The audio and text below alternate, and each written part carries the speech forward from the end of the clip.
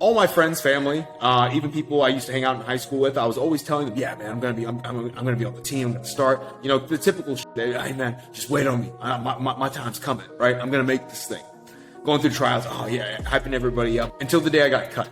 And then that was the day that made me realize, holy, I might have been so wrong. And that was when I had the most embarrassing moment of my life, realizing the effort that I believed that was required was nowhere near enough for the task at hand. I believed already that I had the confidence, which is good to have confidence, but I had to be honest with myself. Was my effort level up to where it was needed to be in order to get the result? And if I'm being completely honest, it was not. I was smoking too much weed at the time. I was not putting effort in my training. I remember coming home and eating like a bottle of Nutella.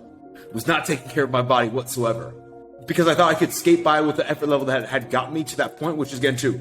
Think about this. I was going to a small school. My high school was only 800 people. It wasn't that much competition. On top of that, it was not a sports-based school. It was an academic school. Do I really think there's going to be that much competition to make a team and be a star player on a team that only has 800 kids and is more academic focused? Absolutely not. But because I had these initial conditions, I thought going into the next level, it was going to be the same damn thing. Boy, was I wrong. And what this taught me is that I will always underestimate the effort level required. And just because my prior initial conditions of thinking this is what it's going to be like at the next level, it's not going to be like that at all. Those prior initial conditions are completely false. Those prior initial conditions are based on what I did prior in that situation. Just like for a barber, if you raise your prices from 20 to 30, and you think going from 30 to 60 is going to be same damn road, going to be same damn walk in the park, you are sadly mistaken. You are sadly mistaken. It's a completely different ballgame. Just like going from high school baseball team that was, again, to an academic school with 800 kids, to now going to even though it was a junior college just come off a state championship that had all the local areas in baseball, high school baseball teams that were top notch, with kids that didn't go D1 or even D1 bounce backs, wanting to play for. And I didn't understand that whatsoever. Did I have the confidence necessary? Absolutely. But my effort level was nowhere near that. Same thing when a barber raises their prices. And they think, oh man, it's going to be an easy piece of cake to fill this thing back up again and go up to the next price point. No, sir. It's a completely brand new business. You're working at a completely different level. You just went from the high school team that has only 800 kids, academic school, to junior colleges come off a state championship that has all of these D1, D2 colleges, bounce backs that didn't make the team or were going to get redshirted, that now want to go have playing time, are going to come to a JC college that had success. And you think you're going to keep up with them. That's exactly, and that set my awareness level, and that set my mindset for everything that came in business as a barber. Because that failure, that risk of again telling everybody I was going to make the team and then failing made me reflect, because I was so embarrassed. I'm like, what happened? What went wrong? Am I really this bad? I wasn't a bad player. I wasn't a good player. And I could have been a decent player if I had applied myself and understand what the requirements were to play at that level. I could have been a decent player. Because I did not have that awareness, because I didn't have that overall idea of like what it required me, and I didn't put in the actual work properly, I fell short. I fell flat on my face and was embarrassed. And then that led me into the direction of barbering, which again, put me in a hole for 2 years mentally, because I thought I was a complete failure. Until I then understood that barbering is a business and I can run this game the same. And I found my second chance. I found that second chance where I can redeem myself. And guess what? Business never ends. The season never ends. I'm still in the same season of business that I was when I first started cutting hair, when I realized this thing. It's the best game to be in.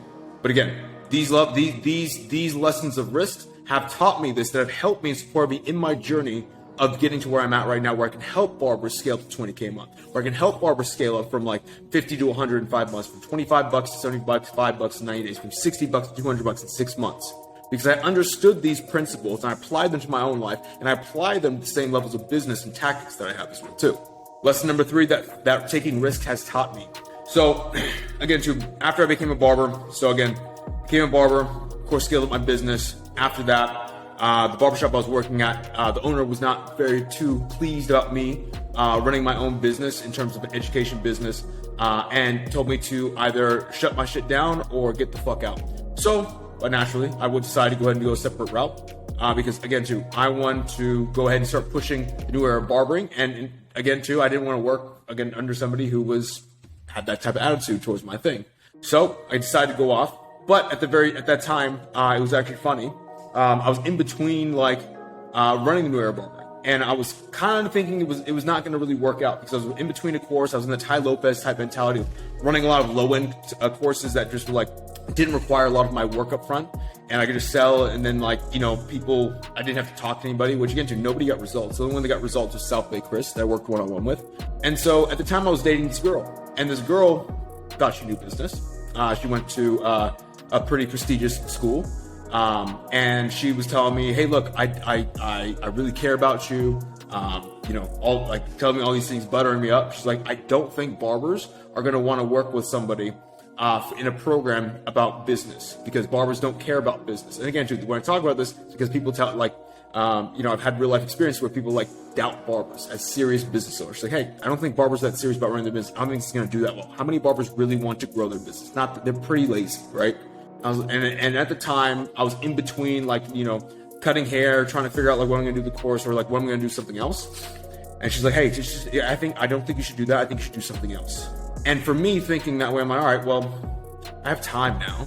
Might as well try something else. So what I went into was running a media agency. I'm good at media marketing. I'm going to run a media agency, right? And so I went to that. Again, not as similar as the baseball thing where I didn't tell people what I was doing. Kind of went a little bit more under low key with this. But what I started doing was, again, started reaching out to other businesses, online businesses, trying to help them grow through media marketing and getting new clients online. And for about 6 months, I got 0 clients from that. I think I actually had maybe one client, two clients in about 8 to 10 month time span of running that business. Complete failure, right? And again, another failure where I just fell flat on my face, and I felt dumb as fuck because again, I built up this great barbering business. I had a little bit of ego. I'm not gonna lie. I thought it was the shit. Still am the shit, but I thought it was the shit then, right? And then I go into this next thing. I'm like, oh man, it's gonna be a piece of cake. I know what the fuck it's gonna take. Again, kind of getting that effort level required for a different business, and I fail at it miserably. In fact, I get to the point where I'm struggling so much, right? Money in the bank is running out because I've cut off my main source of income. I'm not focused on New Era Barbering. I shut down all that stuff. I'm focused on this. I'm trying to make it work, right? So with that, hopefully that brought a lot of value. If it did, make sure you go ahead and copy and send this video or send this podcast to a barber or somebody that you feel like this would add a ton of value for. Again, as always, if you felt this video was also valuable to you, make sure you go ahead and take a screenshot, post it on your IG story. Make sure you tag me. I'll be looking through your profile, maybe give you a little insight, or maybe just have a simple conversation, see how business is going for you, okay? With that, everybody, again, hopefully you guys enjoyed that, and then I'll see you guys next time on another episode.